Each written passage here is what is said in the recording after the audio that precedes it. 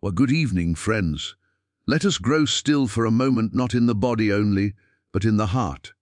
Let your thoughts settle, as if you were laying them gently at the feet of an unseen presence.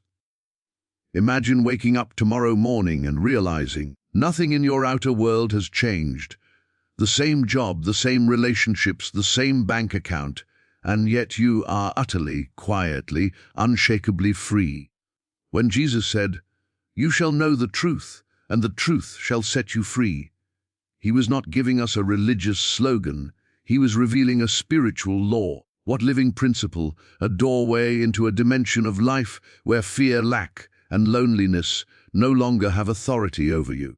Most of us have repeated those words for years. We have quoted them, sung them, posted them. But what actually happens inside your consciousness when you finally understand what Jesus meant by truth? What shifts? What breaks? What is born? Stay with me through this message, because once you glimpse this truth, as Jesus meant it, you may never look at your problems, your prayers, or even your own identity in quite the same way again. And if, as you listen, something in you quietly whispers, "Yes, this is for me," honor that inner sign. Like this video, subscribe to the channel, and in the comments write out the symbolic number 777 as your declaration that you are ready to move from hearing about truth to actually living in the freedom it brings. Now, the first thing we must see, quietly, honestly, is that this truth Jesus spoke of is not another belief to add to the shelf of our mind. If a belief could make you free, you would already be free, because you have held many beliefs, religious beliefs, political beliefs, beliefs about yourself and others. Yet with all these beliefs, fear still visits, worry still tightens the heart, insecurity still whispers in the night. So we must look deeper. When Jesus said, "You shall know the truth," he did not say, "You shall believe a doctrine," or "You shall join a group," or "You shall memorize a scripture." To know the truth is an inner realization, a direct awareness, a felt presence. It is as if, within you, a quiet light turns on, and in that light you see that God is not somewhere else, blessing or cursing from afar. God is the very life, the very substance, the very intelligence of your own being. The truth is not a statement about God. The truth is God realized within you. You can say, "God is love," 1,000 times and still tremble with fear. But the day, even the moment, that love is felt as a living presence at the center of your being, fear begins to lose its authority. You may still hear its voice, but you no longer bow to it. Why? Because something deeper has been touched, something that does not come and go with circumstances. This is why Jesus spoke of, "I and the Father are one," and "the kingdom of God is within you." He was not offering poetic language. He was describing a state of consciousness.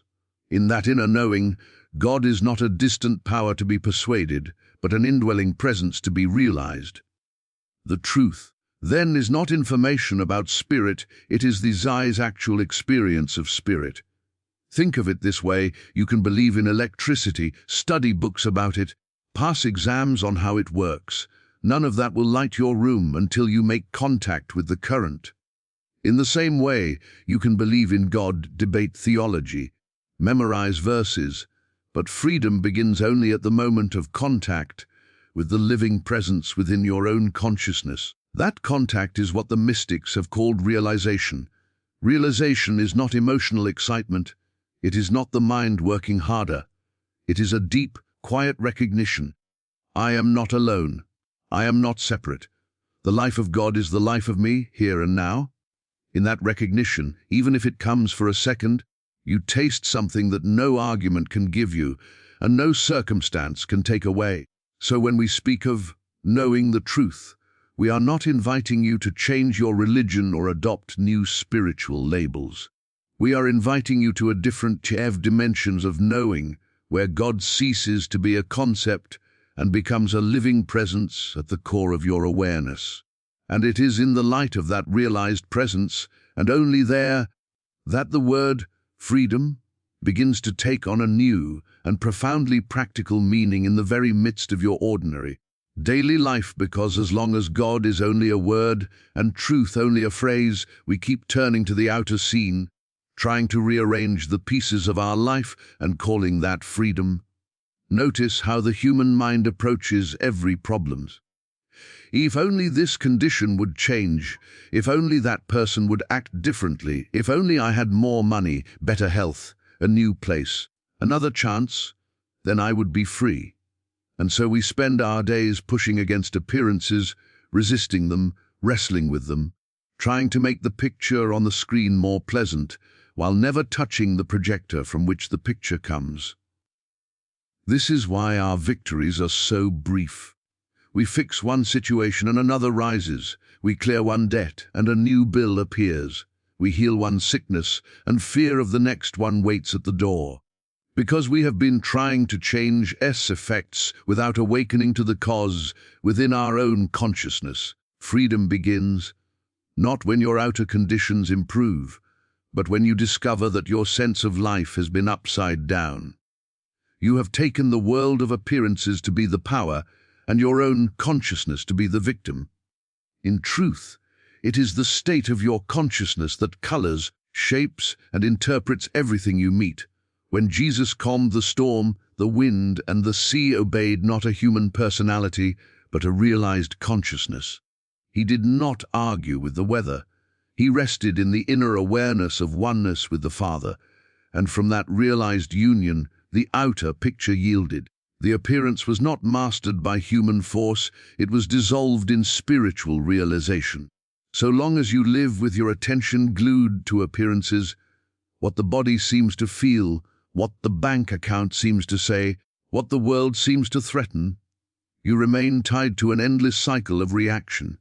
You may call it working on your problems, but at a deeper level, you are simply affirming the reality and authority of the very conditions you want to escape. To awaken consciousness is to reverse the direction of your attention. Instead of asking, "How do I change this situation?" you begin to ask, "What is the truth here in the presence of God? What is spiritually real?" Regardless of what the senses report, this shift is not a mental trick, it is a turning from the surface of life to its invisible source.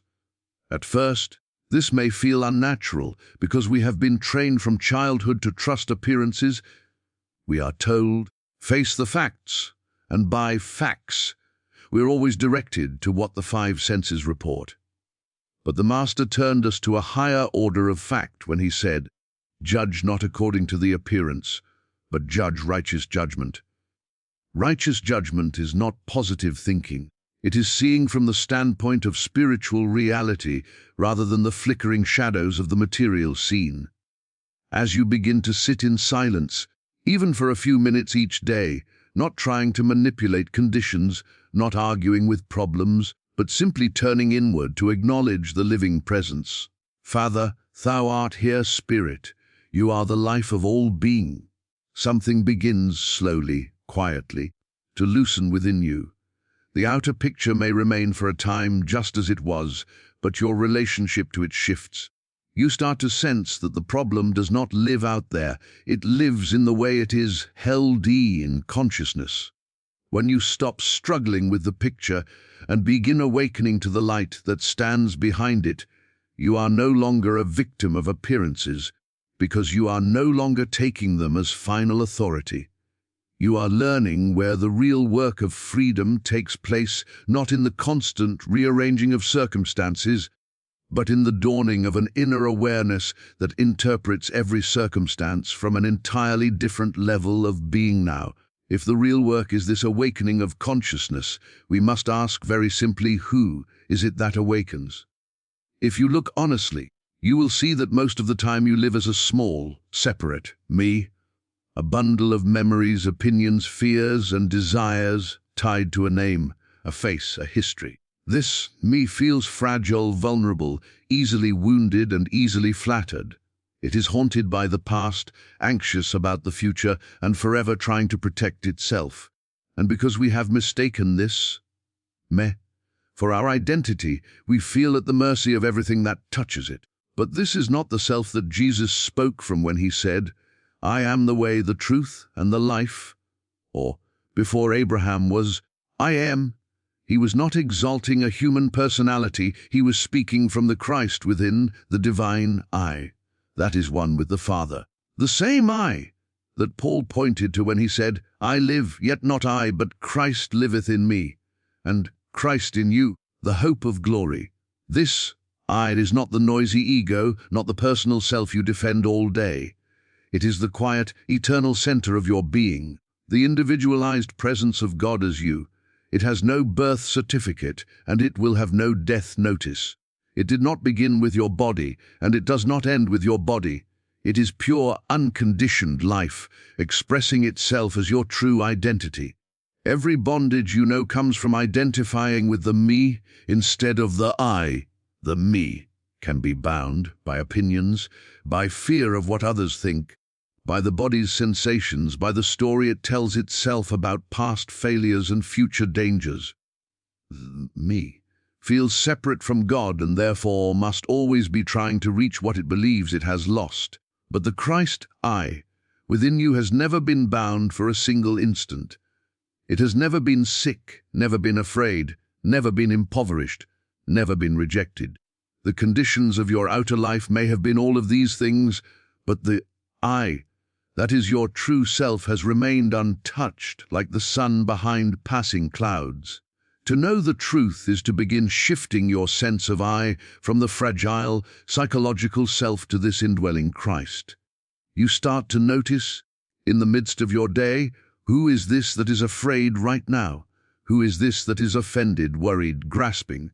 And quietly you see, it is the old me, the collection of learned patterns and reactions. Then gently you turn inward and remember, I in the midst of me am greater than this appearance. I, the life of God individualized, am not bound by what my senses report. This is not an affirmation to convince the mind, it is a recognition of what already is. When Jesus used the word I, he spoke from that divine center. He never said, I, a human personality, can of myself heal, provide, or save.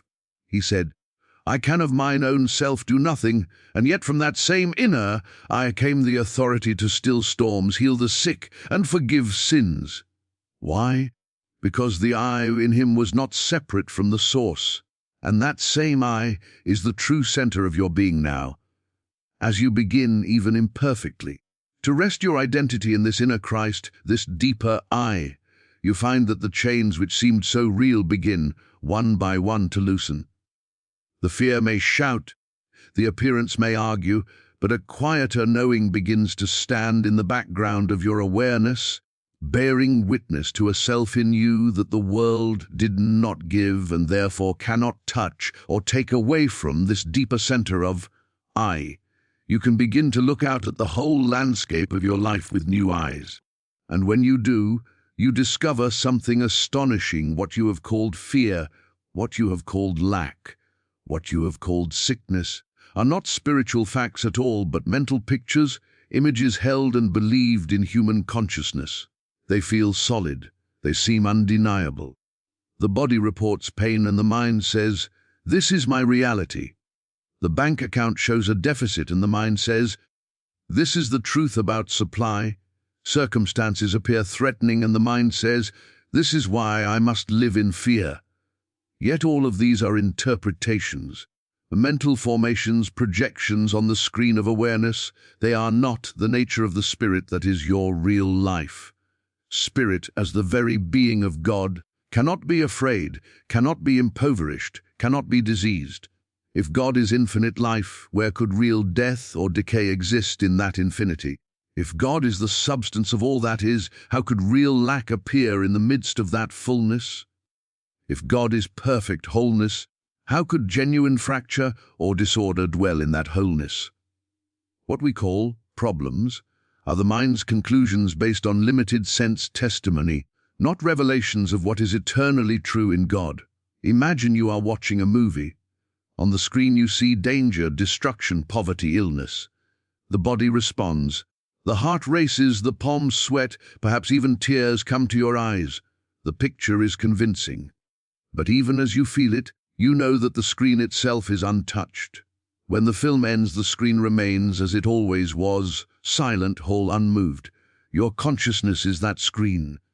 Fear, lack, and sickness are like the film rolling across it, shifting images, persuasive appearances, but not the substance of what you are. They arise in the realm of thought and sensation. They do not reach into the innermost truth of your being.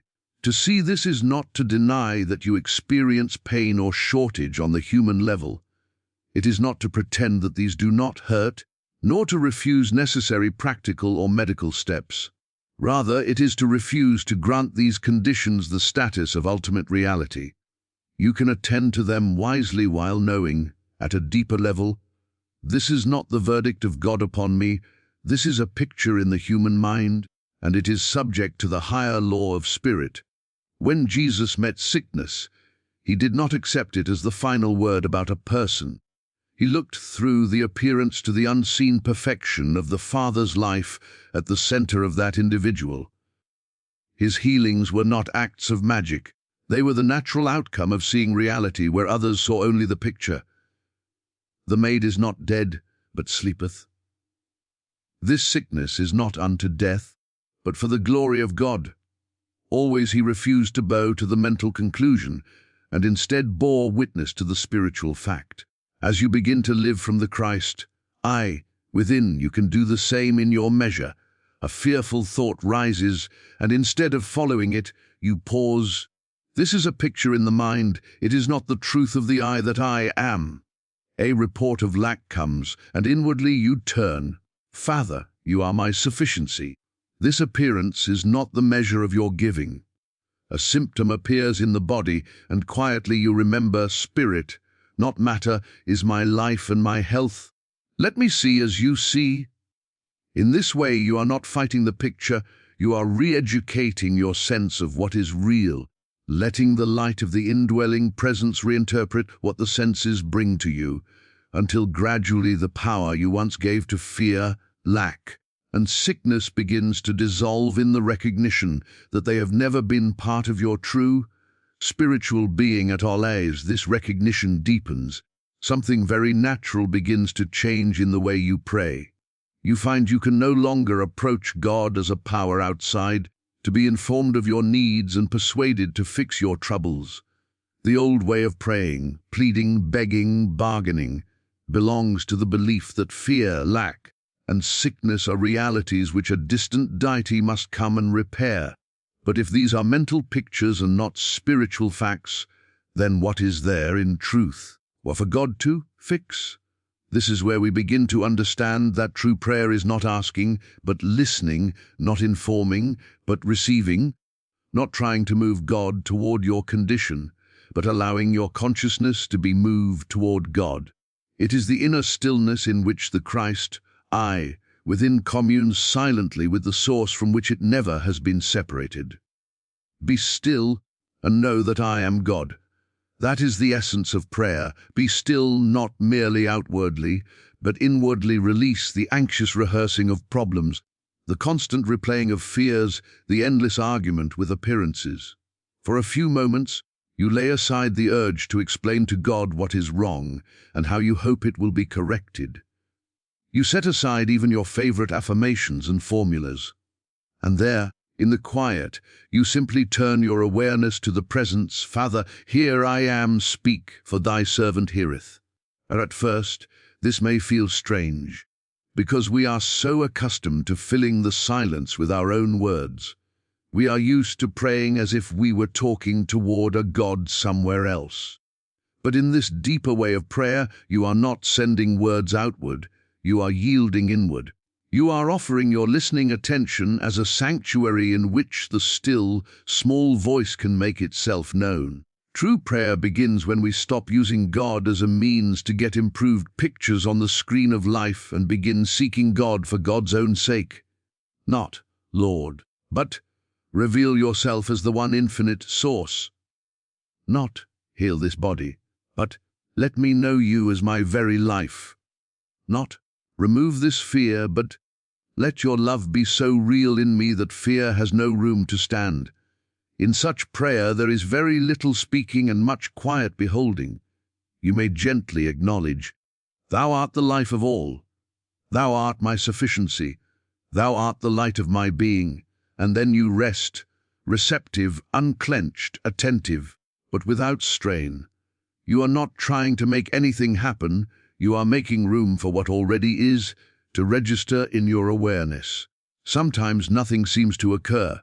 Sometimes a deep peace rises, or a sense of warmth, or a simple clarity, all is well in God. At other times, a specific inner assurance comes regarding a situation. But the outer effect is never your goal. What the goal is the contact, the realized union between your innermost I and the infinite I, that is God. It is in that realized union that transformation begins. You may rise from such prayer with the same outer circumstances, and yet you are not the same. You carry with you a quiet, knowing that there is a presence walking in you, ahead of you. And as you continue this way of silent, listening prayer, turning within, acknowledging, and then resting in that presence, you find that what Jesus called truth is no longer just a verse you quote, but a living reality touching and gently reordering every area of your life from the inside out. And that light, something very subtle but very profound, begins to dawn in you. You notice that the old struggle to get free starts to lose its grip. For years, perhaps for lifetimes, the inner cry has been, "How do I free myself from this habit, this fear, this past, this body, this world?" You have read, studied, tried methods, disciplines, affirmations, all with one underlying assumption: I am bound and I must become free.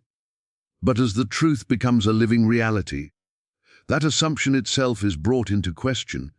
You begin to see that the sense of bondage always belonged to the little me you had mistaken for yourself. That me felt separate, vulnerable, under threat. It looked out on a world of powers and forces greater than itself and naturally concluded, "I am not free." Then it went searching for God as a power to help it escape. When the Christ, I, within is felt, even faintly, that entire structure of thought is gently exposed. For the Christ in you has never prayed, "Make me free." It simply is freedom. Freedom is its nature, as light is the nature of the sun. The Christ, I, never began. It is the eternal self-expression of God. How could that which is one with infinite being ever truly be imprisoned by passing conditions or fleeting mental pictures? In your moments of quiet realization, you taste this. Perhaps only for an instant, the anxious movement of the mind falls silent, and there is just a clear, open awareness present, at peace without story. In that instant, you are not carrying your history, not rehearsing your fears, not striving to become anything. You simply ever are, and in that simple being, there is no sense of chains to break. There is only the spaciousness of what already is. As this begins to repeat itself in your experience, you slowly stop trusting the testimony of fear when it says, "You are stuck, you are trapped, you are limited, you are a victim." You recognize these not as authoritative verdicts, but as old thought habits rising and falling on the surface of consciousness. You no longer rush to fix them or argue with them. You let them come and go, knowing they are not addressing the real I that you are. Instead of asking, "When will I finally be free?" another question arises: "Who is this I that I have assumed is bound?" And in the light of that question, you find yourself less and less willing to define your identity by your stories, conditions, or emotions. With old labels, wounded, unworthy, broken, limited, may still present themselves, but you begin to see them as costumes the mind has worn, or not as the truth of your being. This is how striving gives way to seeing. The more clearly you see that your true self is the Christ, I, already one with the Father, already whole, already complete, the less energy you pour into self-improvement at the level of the me. You do not become careless about life. You simply shift from struggling to make yourself spiritual into resting in the fact that you already are an expression of spirit, learning to let that fact permeate your awareness, then spiritual practice, your silence, your listening prayer, What a contemplation is no longer an effort to climb up to God, but a willingness to abide as who you are in God. It is not a reaching toward freedom, but an allowing of freedom to reveal itself as the ground of your existence, even in the midst of unfinished human circumstances and emotions that have not yet caught up with what, at a deeper level, you are beginning to know.